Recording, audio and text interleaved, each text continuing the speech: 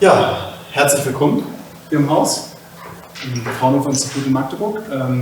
Ich freue mich, dass ihr alle da sind. Ich freue mich, dass wir auch, wenn es auch ungewohnt ist, in dieser Vielzahl erschienen sind, weil wir diese Veranstaltung tatsächlich schon mal vor einem Monat angekündigt hatten und da keine Rückmeldung tatsächlich hatten.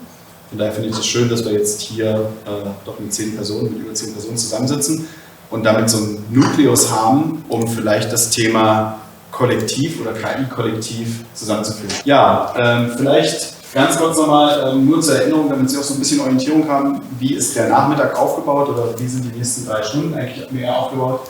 Ich werde heute eine ganz kurze Einführung geben, warum wir das Ganze hier tun, was der Grundgedanke ist und wo wir eigentlich mit dem KI-Kollektiv, mit diesem Begriff hin möchten.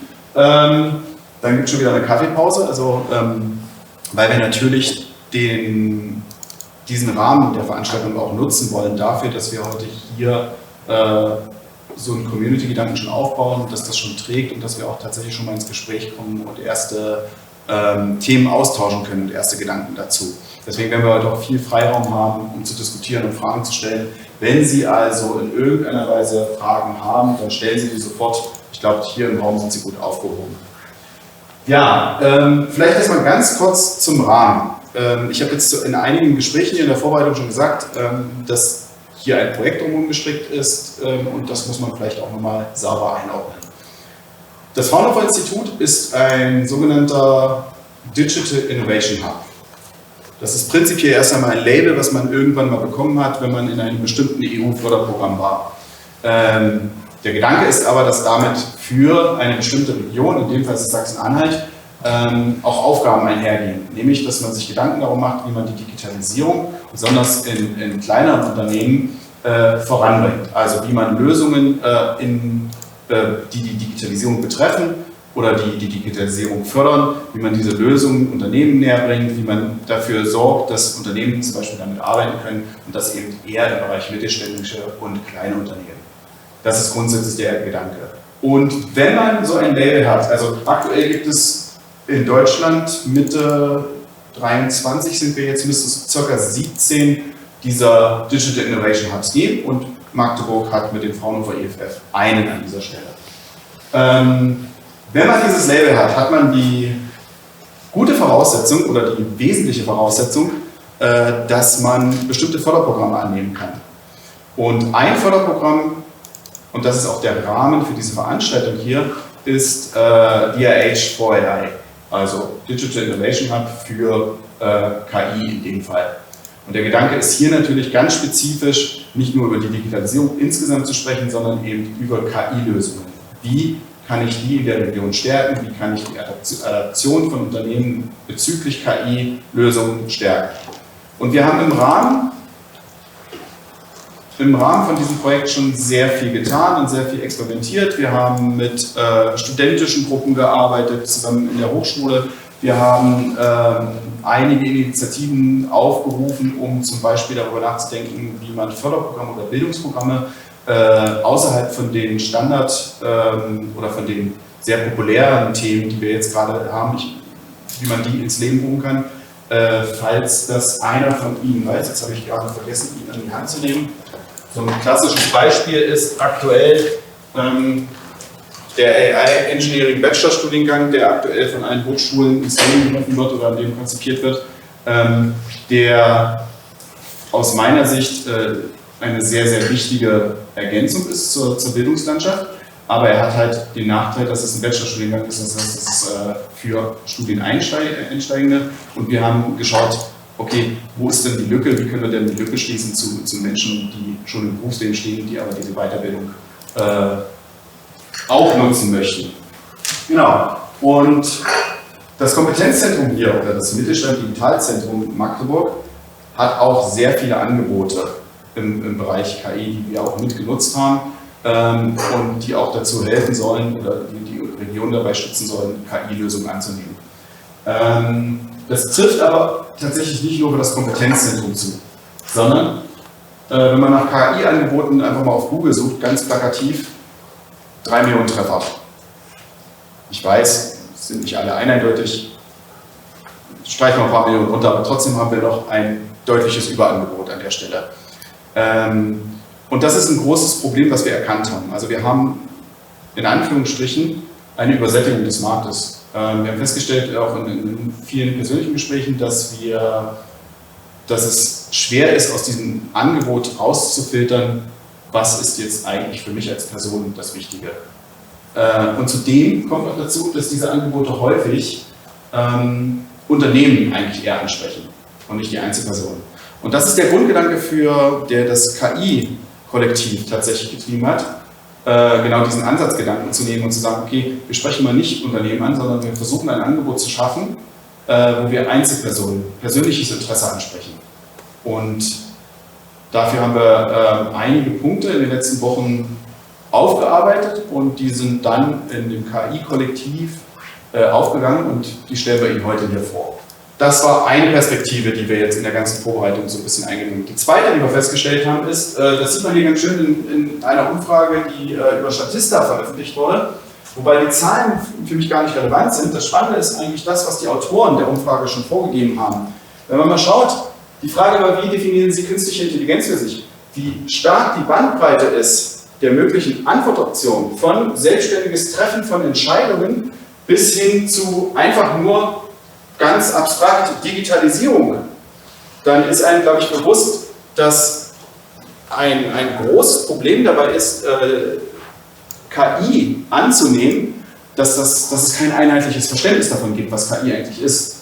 Und dass man deswegen, wir hatten das vorhin im Gespräch schon erwähnt, dass KI häufig auch deswegen als Blackbox wahrgenommen wird.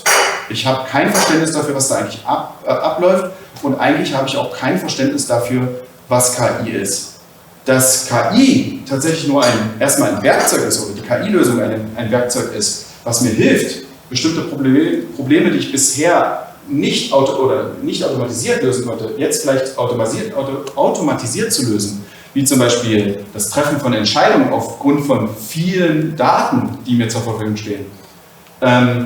Das ist noch nicht in allen Köpfen drin, und damit ist es natürlich auch schwierig, Anwendungsfälle in meinem Unternehmen zu identifizieren, bei denen ich in der Lage bin, zu sagen, ja, genau dafür ist KI ein Werkzeug, dass wir die Herausforderung, oder nennen wir es tatsächlich in dem Fall vielleicht auch Problem, lösen können, dass wir hier eine Optimierung einführen können, dass wir hier eine zum Beispiel fundiertere Entscheidung treffen können, um sicherer zu sein.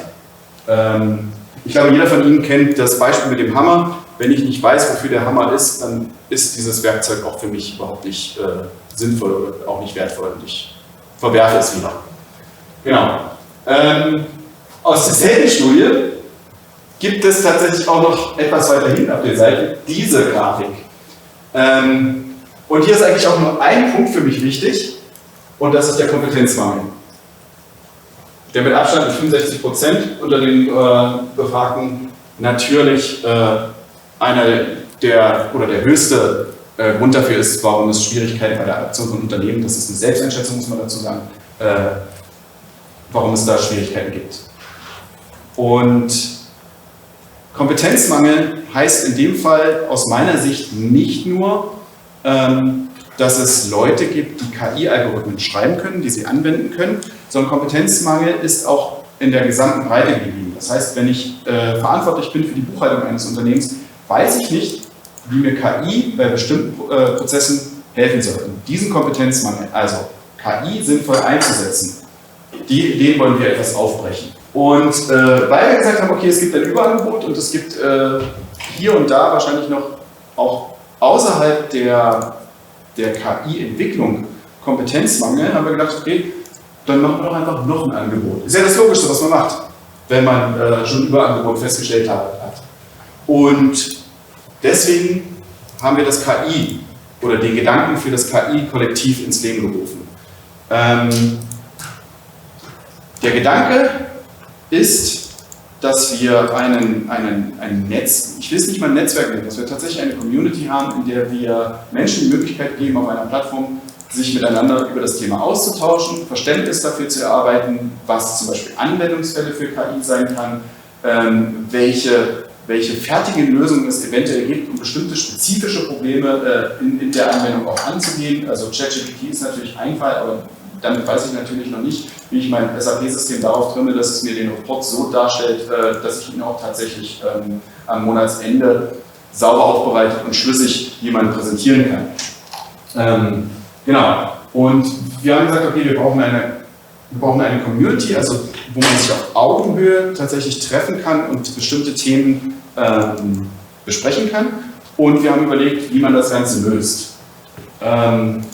Wichtig war uns dabei, dass wir an der Stelle natürlich als Zielpublikum zum einen natürlich die Anbieter als Mitglieder, sagen wir vielmehr, die Anbieter von KI haben, zum anderen aber auch tatsächlich alle Nutzer und uns natürlich auch die aus den Institutionen dazu kommen, also sei es Hochschule, sei es das Fraunhofer Institut, sei es die Universität an der Stelle.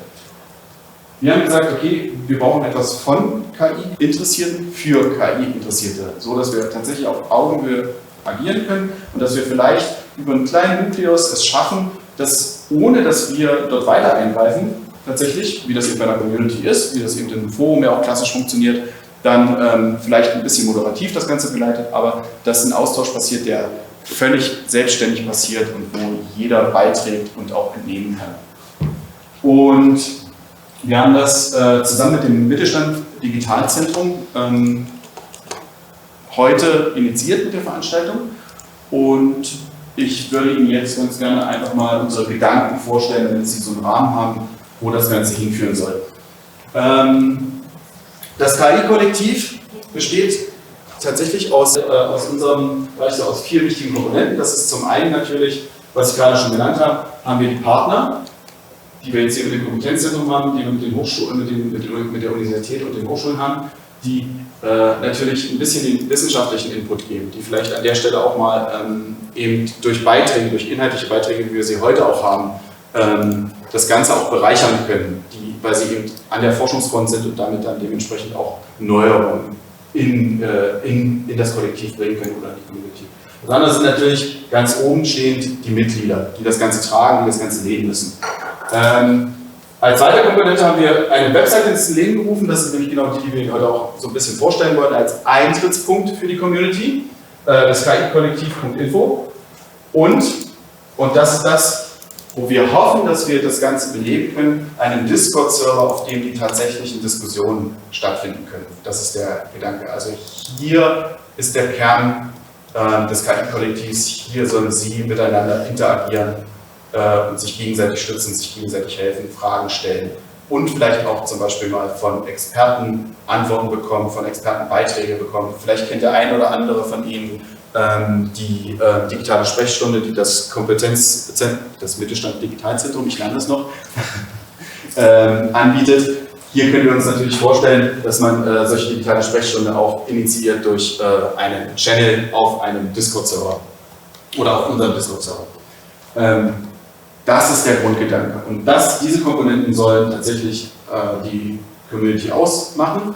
Und wir initiieren heute mit der Webseite den Community-Gedanken und hoffen natürlich, dass Sie dann auch das ein bisschen multiplizieren, dass Sie sich auch schon mal anmelden und dass Sie den einen oder anderen überzeugen, daran teilzunehmen und vielleicht die ersten Angebote, die wir noch vorbereitet haben, dann auch wahrzunehmen. Genau. Die Webseite plus der Discord-Server ist der eine Gedanke. Das andere ist, dass wir gesagt haben, okay, wir haben ein Überangebot.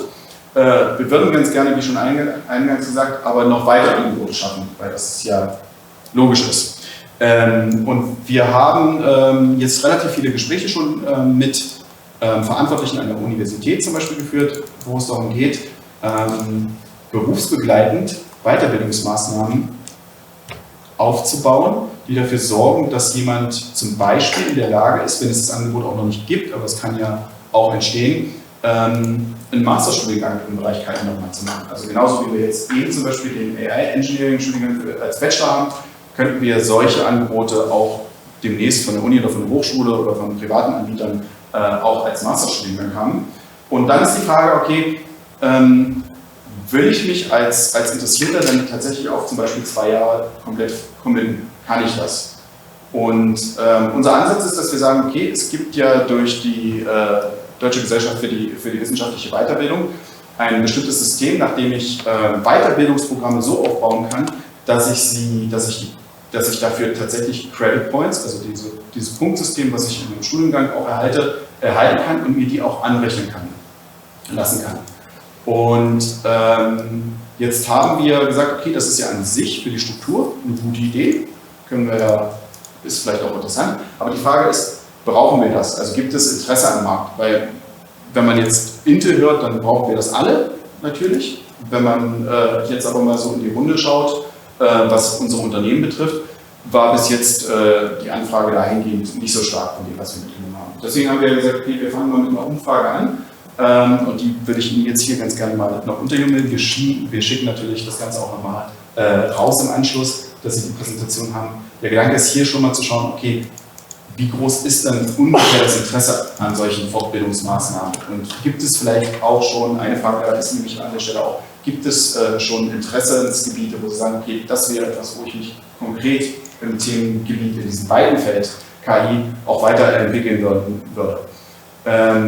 Vielleicht noch ganz kurz einen Rahmen dazu. Also es gibt von der Gesellschaft für wissenschaftliche Weiterbildung gibt es so ein bisschen die Vorgabe, dass es ein System gibt, bei dem man sagt, das heißt entweder Certificate of Advanced Studies oder Diploma of Advanced Studies.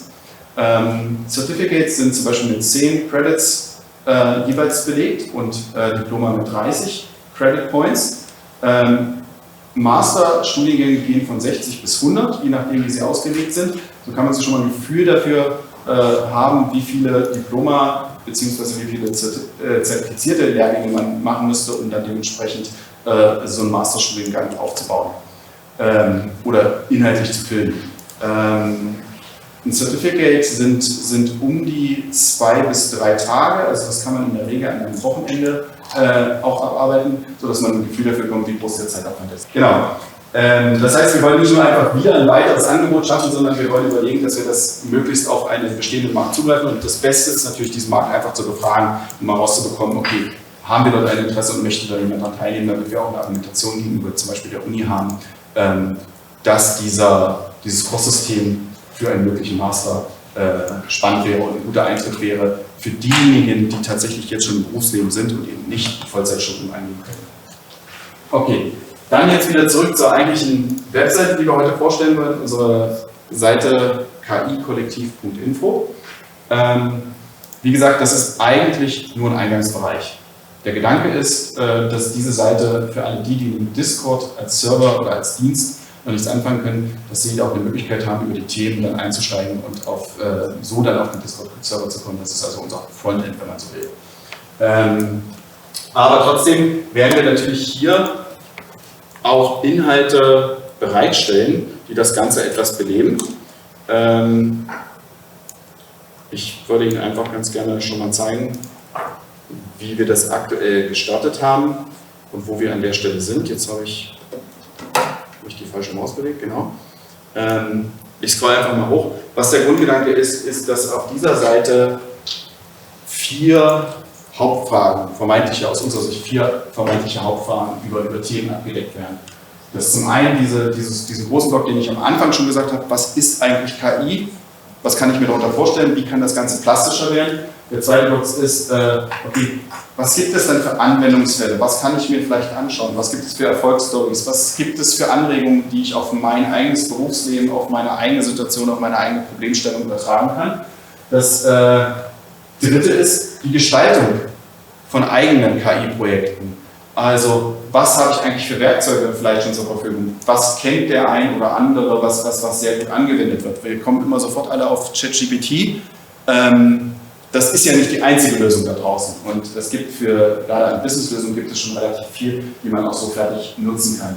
Und das letzte ist natürlich der Hinweis auf die Community, die dann immer wieder zurückführt auf den Discord-Server mit den verschiedenen Themenchanneln, die wir jetzt gleich auch nochmal aufrufen, um das Ganze zu diskutieren und Fragen zu stellen, um in Kontakt zu bleiben und vielleicht auch das ein oder andere zu organisieren. Also was auf der Website auch noch finden, wir haben so ein Handbuch, was grob den KI-Adaptionsprozess beschreibt. Was muss ich im Unternehmen tun, damit ich KI anwenden kann? Da sind wir natürlich noch nicht an der Stelle, wo wir sagen können, ja, wir haben einen konkreten oder wir müssen Anwendungsfälle identifizieren, aber wenn wir die schon haben, können wir an der Stelle schauen, okay, was sind denn die wichtigen Schritte, wichtigen Phasen, ganz grob, um eine KI-Lösung im Unternehmen gewinnbringend anzuwenden. Das haben wir sowohl auf Deutsch als auch auf Englisch, weil wir auch gemerkt haben, wir haben relativ viele englischsprachige Kollegen, auch in den Unternehmen unterwegs. Ansonsten haben wir auch noch ein paar, natürlich weil wir aus einem EU-geförderten Projekt kommen, natürlich auch noch ein paar Ressourcen, die durch die EU bereits bereitgestellt werden, weil KI ist natürlich ein Thema, was durch die EU stark gefördert wird, deswegen gibt es auch, muss man ehrlich so sagen, unser Projekt natürlich hier, aber auch die Bundesregierung hat ja KI mit auf ihre Agenda geschrieben.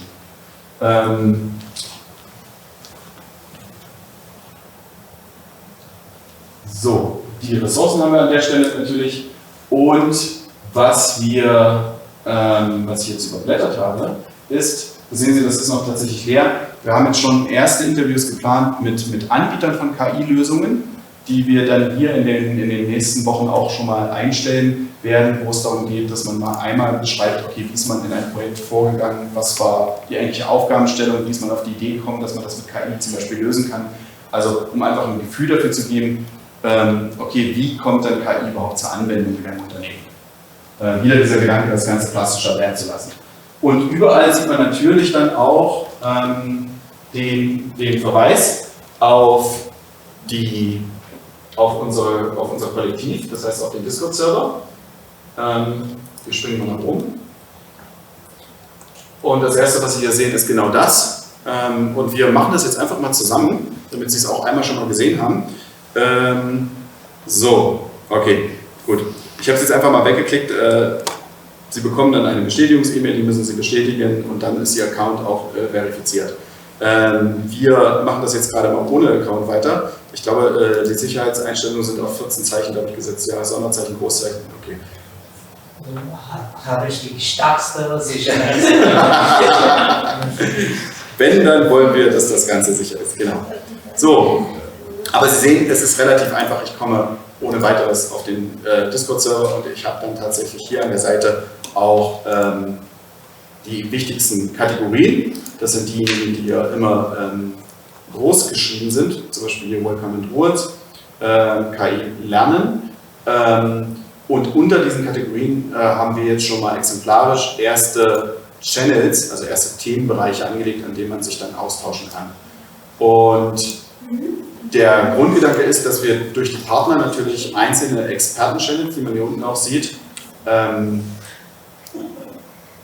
bisschen moderieren lässt, sodass man dort auch tatsächlich substanzielle Fragen dann mal stellen kann und auch substanzielle Antworten hoffentlich bekommt. So dass wir hier einen Teil der Moderation haben und ansonsten haben Sie die Möglichkeit natürlich hier dann auch ja, jeden Kanal zu nutzen, Fragen zu stellen, in Diskussionen zu gehen und so weiter und so fort, ohne dass wir da groß eingreifen. Wir haben aktuell diese Struktur vorgegeben, wir haben auch aktuell, also wir heißt das Team, hat aktuell Zugriff auf die Administration, welche Kategorien, welche Channel, aber das ist etwas, was man zusammen mit der Community besonders im Allgemeinbereich hier oben hier in den allgemeinen Diskussionen tatsächlich auch diskutieren kann und man Vorschläge machen kann und dann vielleicht auch eine andere Gruppierung finden kann oder Themen finden kann, wo man sagt, da kommt man überein. Genau.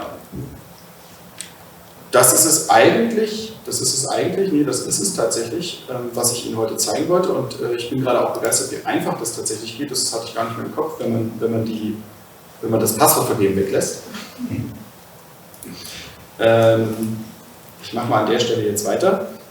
Das heißt also, wir haben also diesen einen Baustein, unsere KI-Kollektiv-Seite, wo wir zentral Inhalt bereitstellen wollen, den man auch mal wieder konsumieren kann, den wir auch aktualisieren werden und wir so ein bisschen noch die redaktionelle Betreuung auch tatsächlich machen werden. Und dann haben wir noch eine zweite Umfrage, die ich Ihnen heute auch noch mitgeben wollen würde. Und zwar haben wir festgestellt, dass es relativ viele Förderprogramme gibt. Ich weiß nicht, wie das bei Ihnen war, die sich mit dem Thema KI auseinandersetzen. Zum Beispiel haben wir allein 5 Förderprogramme, die jetzt im November starten, die im Rahmen des Horizon-Programms auf EU-Ebene gestartet werden, die wir rausgesucht haben, auch für uns, die aber voraussetzen, dass man zum Beispiel mit Unternehmen aus anderen europäischen Regionen zusammenarbeitet. Aber es gibt halt sehr, sehr viele Förderprogramme und wir haben festgestellt, dass die gar nicht so präsent einfach sind, sowohl auf EU-Ebene als auch auf Landesebene. Und an der Stelle würden wir natürlich mal schauen, okay, wie Ihre Erfahrungen mit Förderprogrammen sind. Wenn wir an der Stelle eine Leistung, einen Service, eine Hilfestellung in irgendeiner Weise über die Community auch ins Leben rufen wollen, dann wollen wir natürlich wissen, in welche Richtung soll das Ganze gehen. Also wir brauchen tatsächlich, das ist unsere Prämisse, wir brauchen nicht immer noch ein weiteres Angebot, sondern der Gedanke ist schon, wenn ein Angebot zu schaffen, dann auch tatsächlich das für einen Bedarf zu schaffen. Deswegen ist uns die Community als Gedanke, der Discord-Server, so wichtig als Kern.